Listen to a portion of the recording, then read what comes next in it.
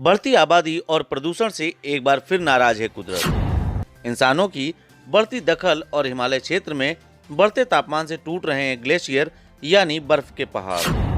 Glacier टूटने के चलते उत्तराखंड के चमोली में हुआ बड़ा हादसा, 1 दर्जन लोगों की मौत, 150 से ज्यादा लोग धौलीगंगा नदी के तेज बहाव में हुए लापता। राहत और बचाव के लिए लगाई गई है आईटीबीपी, एनडीआरएफ, एसडीआरएफ और उत्तराखंड पुलिस। दरअसल यह कोई पहली घटना नहीं है जब बढ़ती आबादी, प्रदूषण और तापमान की वजह से हिमालयन क्षेत्र में संतुलन बिगड़ा और तबाही का प्रकोप सामने आया। भारत सरकार की गलत नीतियों के चलते अति संवेदनशील हिमालयन क्षेत्र में लगातार आबादी और प्रदूषण बढ़ रहा है। हजारों वर्ष पुराने पहाड़ों से छेड़छाड़ हो रही है।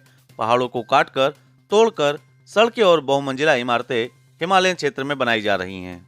देश के अलग अलग हिस्सों से लोग हिमालयन क्षेत्र में बसते जा रहे हैं और आबादी बढ़ने की वजह से हिमालय क्षेत्र में प्रदूषण और तापमान भी तेजी से बढ़ रहा है, जिसकी वजह से पहाड़ों के ऊपर जमी करोड़ों टन बर्फ पिघल रही है और कई स्थानों पर बर्फीले पहाड़ यानी ग्लेशियर भी खिसक रहे हैं, टूट रहे हैं, जिसके चलते नदियों में अचानक बाढ़ आ जाती है तो कभी बादल फटने जैसी घटनाएं होती हैं।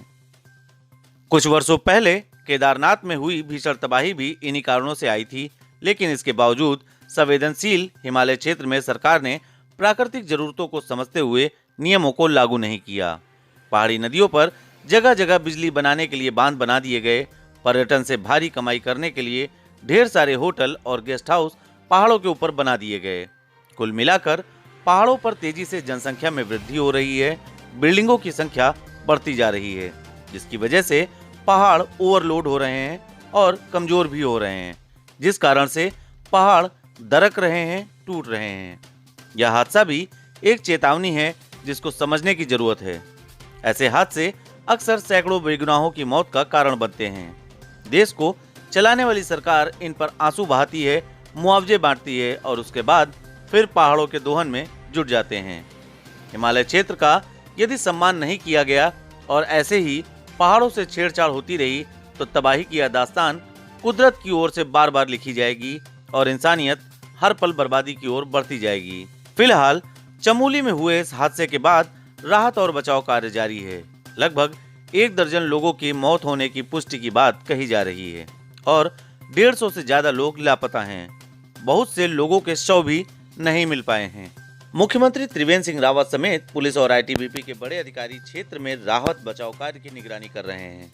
उत्तराखंड और उत्तर प्रदेश के उन सभी जनपदों को हाई अलर्ट पर कर दिया गया है जहां से गंगा नदी गुजरती है, क्योंकि यह विशाल जलराशि गंगा के जलस्तर में भारी वृद्धि कर सकती है।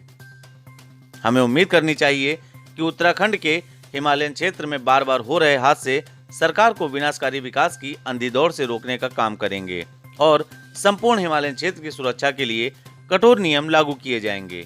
द इंडियन ओपिनियन के लिए उत्तराखंड से आलोक नेगी के साथ लखनऊ से नितेश मिश्रा की रिपोर्ट।